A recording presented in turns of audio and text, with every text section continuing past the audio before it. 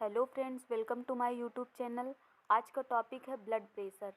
आइए देखते हैं ब्लड प्रेशर होता क्या है। ब्लड प्रेशर मतलब एक प्रेशर अप्लाई करता है, ठीक। जैसे हार्ट का काम होता है ब्लड को पंप करना। अब जब हार्ट का काम होता है ब्लड को पंप करना, अगर हार्ट ब्लड को पंप करेगा, अब हार्ट ब्लड को पंप करेगा तो लेफ्ट वेंट्रिकल के थ्रू अरोटा जाएगी। अरोटा हमारे बॉडी की सबसे लार्जेस्ट आर्टरी होती है, ठीक। जब अरोटा में जाएगी तो अरोटा अपने ब्रांचेज में डिवाइड होके मतलब पूरी बॉडी में ब्लड को भेज देगी, ठीक। और अरोटा पूरी बॉडी में ब्लड को भेज देगी तो पूरी कंप्लीट बॉडी में ब्लड चला जाएगा। यही हमारा होता है ब्लड प्रेशर, ठीक है।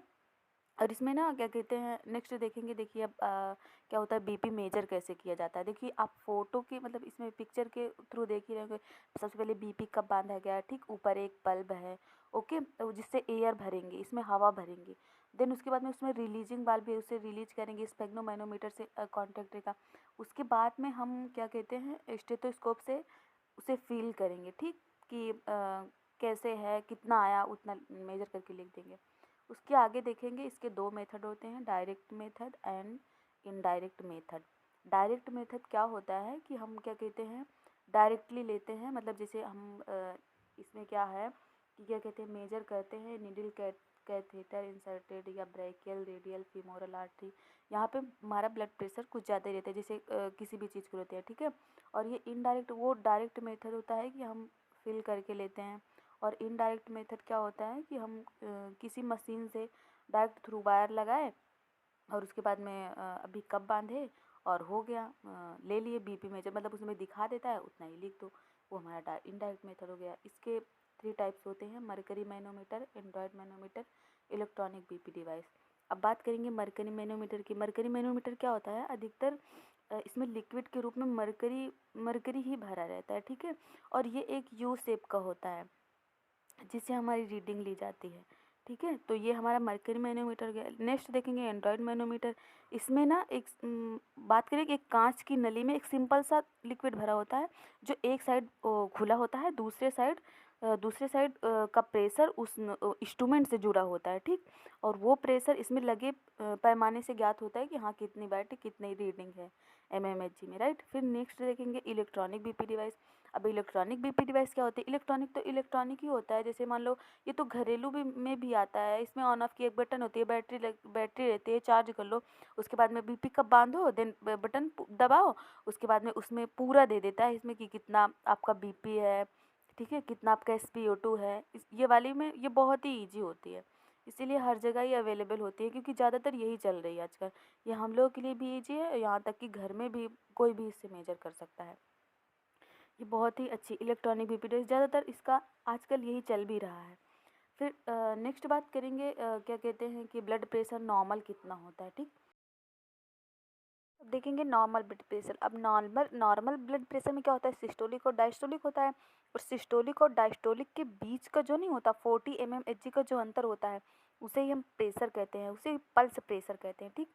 हाइपरटेंशन बीपी बढ़ जाना, हाइपोटेंशन बीपी कम हो जाना। अब हाइपरटेंशन 140/90 से ज़्यादा हो जाए, उससे ज़्यादा इंक्रीज हो जाए वो हमारा हाइपरटेंशन होगा। और हाइपोटेंशन 90/60 से कम हो जाए वो हमारा हाइपोटेंशन होगा। जिसमें से अगर ब्लड प्रेशर को किलो पास्कल में देखें तो ये 16/11 होता है, यानी कि सिस्टोलिक 16 होता है और डायस्टोलिक 11 होता है।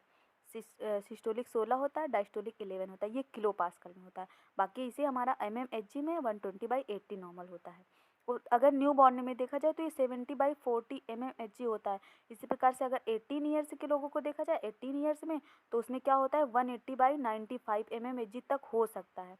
इसी प्रकार से जो फीमेल होती हैं उनका मेल के अकॉर्डिंग ब्लड प्रेशर कम होता है। हाँ ये है कि मेनोपॉज के टाइम, यानी कि जब मेंस्ट्रुअल साइकिल रुक जाता है फीमेल का, उसके बाद उनका बीपी बढ़ जाता है, ठीक।